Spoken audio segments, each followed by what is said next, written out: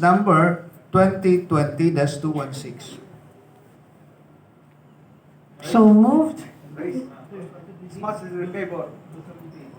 Oh, sorry. Those who are in favor for Mr. the Secretary, Provincial Ordinance number 2020-216, please raise your right hand. Mr. Secretary, please note.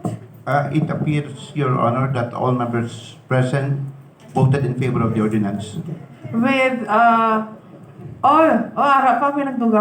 with All all present. members present voting in favor of Provincial Ordinance number 2020-216 entitled An Ordinance Amending Provincial Ordinance number 2016-135 to read as an ordinance establishing the monetary award and recognition to qualified Octogenarian, Nonagenarian, and Centenarian in the Province of Iloilo and providing funds therefore, authored and sponsored by the Honorable Carol B. S. Espinosa Diaz and co-sponsored by the Honorable Vice Governor Christine Garin, the Honorable Dorothy Paez, Honorable Matt Palabrica, and Honorable Jason R. Gonzalez, is now approved under third and final reading.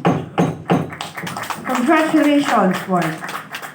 Next, Your Honor, is B-3-2. This is Provincial Ordinance